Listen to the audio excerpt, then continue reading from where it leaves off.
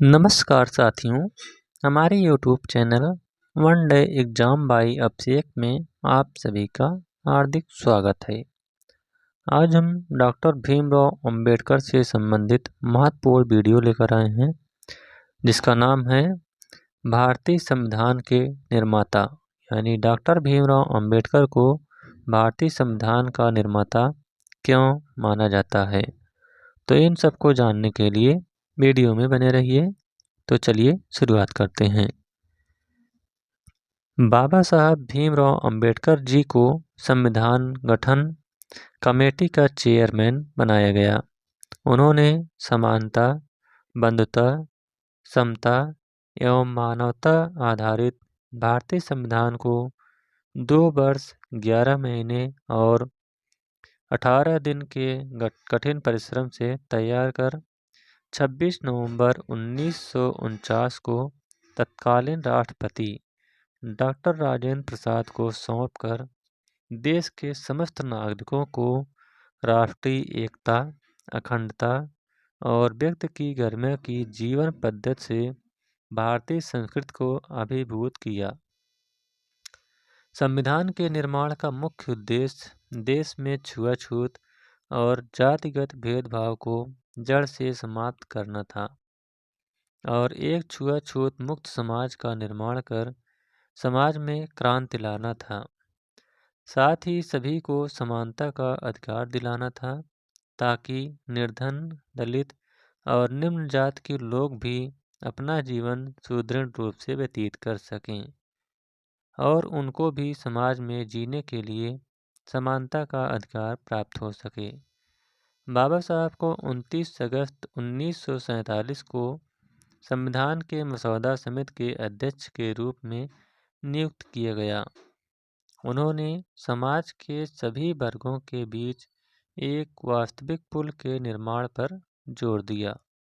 उनके अनुसार अगर देश के भिन्न भिन्न वर्गों के अंतर को समाप्त नहीं किया गया तो देश की अखंडता और एकता को बनाए रखना असंभव होगा।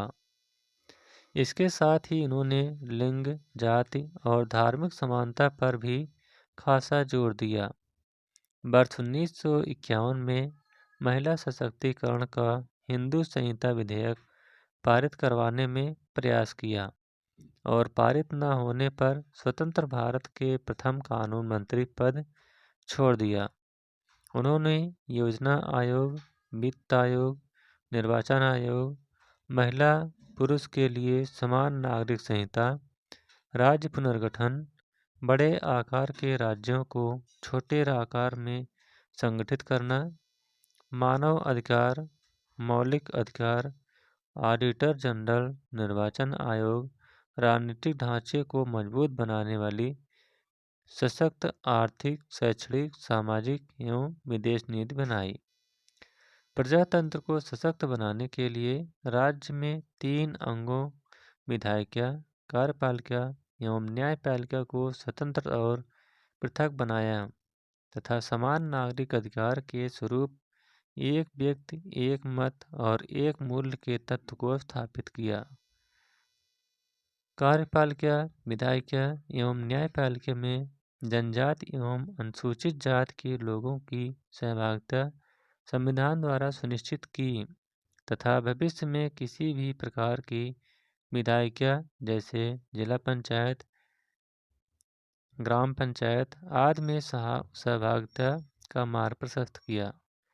बाबा साहब अंबेडकर जी द्वारा तैयार किए गए संविधान पाठ में देश के नागरिकों को एक व्यापक श्रेणी की आर्थिक स्वतंत्रता की सुरक्षा प्रदान की गई, जिनमें दलित, निर्धन और निम्न श्रेणी के लोगों के विरुद्ध समाज में फैले भेदभाव, छुआछूत आदि सभी प्रकार की सामाजिक बुराइयों को गैरकानूनी करार दिया गया।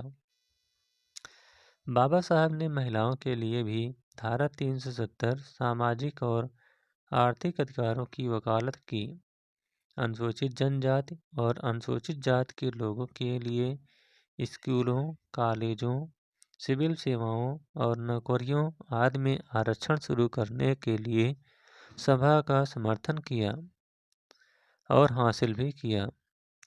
बाबा साहब के इस सकारात्मक कार्य से भारत के विधि निर्माताओं ने दलित और निम्न जाति के श्रेणी के लोगों के लिए सामाजिक और असमानताओं के उन्मूलन और उन्हें हर क्षेत्र में अवसर प्रदान करने की सोची। अम्बेडकर जी द्वारा तैयार किया गया संविधान एक लचीली प्रवृत्ति का था और साथ ही बहुत ही मजबूत था। यह इस प्रकार से निर्मित किया गया था ताकि शांति और युद्ध दोनों के समय समाज में लोगों को जोड़ कर रख सके।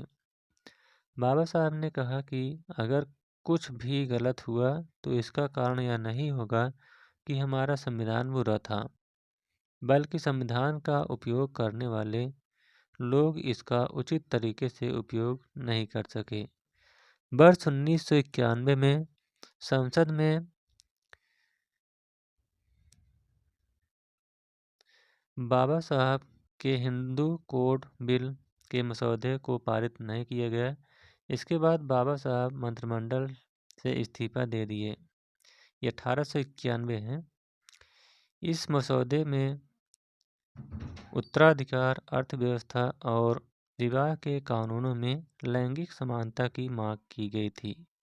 हालांकि कुछ महान नेताओं जैसे प्रधानमंत्री नेहरू, कैबिनेट और अन्य कई कांग्रेसी नेताओं ने इस पर सहमति जताई, पर संसद सदस्यों के अधिकांश लोग इसके विरुद्ध थे। तो यह था डॉक्टर भीमराव अंबेडकर से संबंधित कुछ महत्वपूर्ण जानकारियाँ। तो यह वीडियो आपको कैसा लगा? अगर अच्छा लगा हो तो वीडियो को लाइक, शेयर और चैनल को सब्सक्राइब करिएगा। Thank you.